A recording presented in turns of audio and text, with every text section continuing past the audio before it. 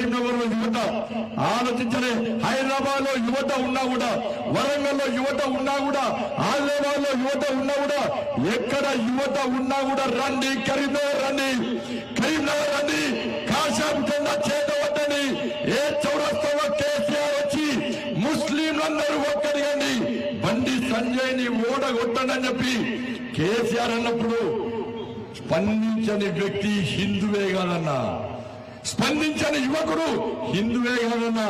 ఒక్కసారి హిందుగాను బొందుగానంటే ఈ కరీంనగర్ గడ్డ మీద కేసీఆర్ పార్టీని బొందబెట్టిన సన్నివేశాన్ని కరీంనగర్ పార్లమెంటు నియోజక ప్రజలు ఆలోచించాలి. అదే కేసీఆర్ మళ్ళా కరీంనగర్కి వచ్చి తుర్కోలను ఒక్కటిగా పట్టున్నారు. మనము ఒక్కటి కాబట్ట ఇలా కేసీఆర్ కి ఓట్లేస్తే, కాంగ్రెస్ పార్టీకి ఓట్లేస్తే వాళ్ళు గెలిస్తే తుర్కోల ఓట్లతోనే గెలిచిందంటారు తప్ప మీ హిందువుల ఓట్లతో గెలవలేవని చెప్పి తప్పకుండా అనే ప్రమాదం ఉంది.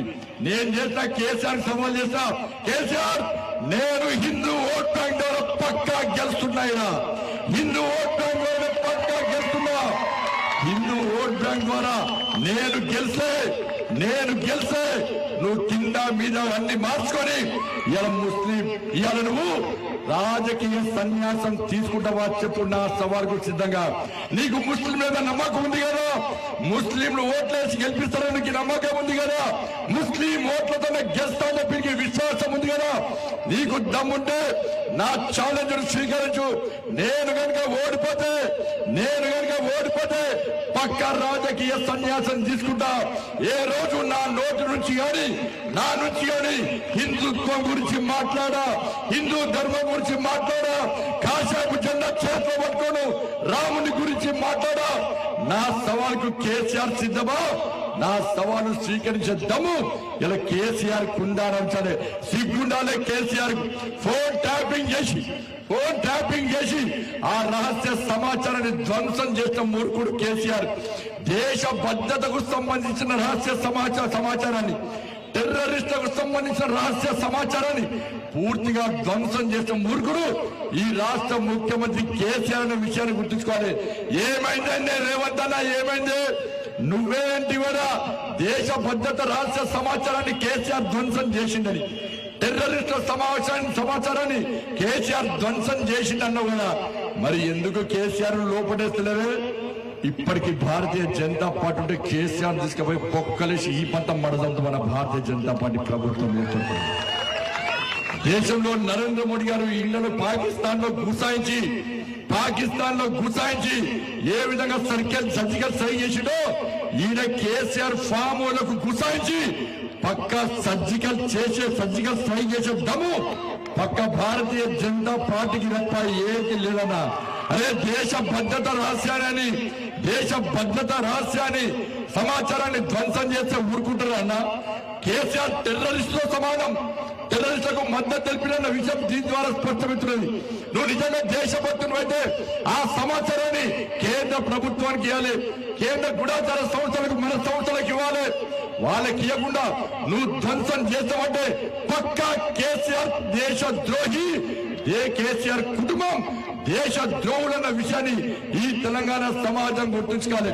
కాబట్టి దయచేసి ఆలోచించండి. ఇలా అందరూ ఒక్కటైనా ఓడగొడుతున్నారన్న, వాళ్ళు ఇద్దరు వాళ్ళతో పాటు 12% ఉన్నోళ్ళు ఒక్కటైనా ఓడగొట్టే ప్రయత్నం చేస్తున్నారన్న. మన అసెంబ్లీ ఎన్నికలు ఓడగొట్టిరన్నా, వాళ్ళందరూ ఒక్కటే ఓడగొట్టిరన్నా. నేను నా ప్లేస్ లో ఎవరున్నా రాజకీయాలు పనిచేస్తానన్నా, కానీ ఇలా నాకు వాళ్ళు ఓడగొడితే మీరున్నారన్న ధైర్యంతో మాత్రమే ఇవాళ ఎన్నికల్లో పోటీ చేస్తున్నా.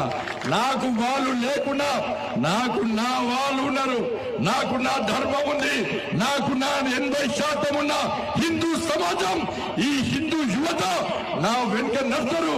గల్లీ తిరిగి నాకు ఓట్లేస్తున్న నమ్మకంతో మాత్రమే ఈ ఎన్నికల్లో పోటీ చేస్తున్నా. 100 కోట్లు ఖర్చు పెట్టి ఇద్దరు ఒక్కటై వస్తున్నా. వాళ్ళిద్దరు గడిలో వారసులను మొన్ననే చెప్పిరన్నా, చాలా పెద్దోళ్ళన్నా, ఇద్దరు ఒకటే అన్నా. ఇద్దరి లక్ష్యం ఏంటంటే బండి సంజయ్ ని ఓడగొట్టాలన్నా. ఇద్దరు లక్ష్యం ఏంటంటే నరేంద్ర మోడీ గారి ప్రధానమంత్రి చేయొద్దన్నా. ఇద్దరి లక్ష్యం ఏంటంటే ఈ కరీంనగర్ పార్లమెంట్ లో యువత హిందూ రామ్ రామ్ రామ్ రామ్ అంటారు. కాబట్టి రాముడు అనకుండా ఉండేటువంటి ఆలోచనతో మాత్రమే నా మీద కుట్రలు చేస్తున్నారు, నా మీద కుతంత్రాలు చేస్తున్నారు. ఇద్దరు రాత్రి కూర్చొని మాట్లాడారు. ఓటుకు 5,000 రూపాయలు ఇస్తున్నారు. మసీదులను కేంద్రంగా చేసుకొని పైసలు వంచే ప్రయత్నం చేస్తున్నాడు. సమాచారం వచ్చింది. వాళ్లకు పైసలు ఇచ్చి గెలవాలనుకుంటున్నారు, వాళ్ళ ఓట్లతోనే గెలవాలనుకుంటున్నారు.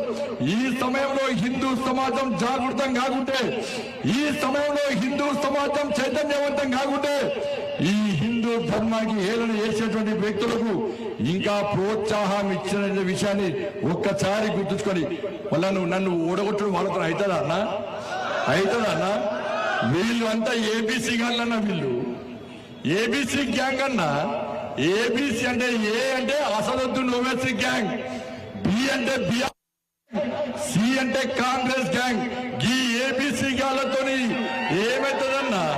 నా వెనుక ధర్మం ఉందన్నా, నా వెనుక రాజాబాయి ఉన్నాడన్నా, నా వెనుక నరేంద్ర మోడీ ఉన్నాడన్నా, మా వెనుక శ్రీరామచంద్రుడు ఉన్నాడన్నా. తప్ప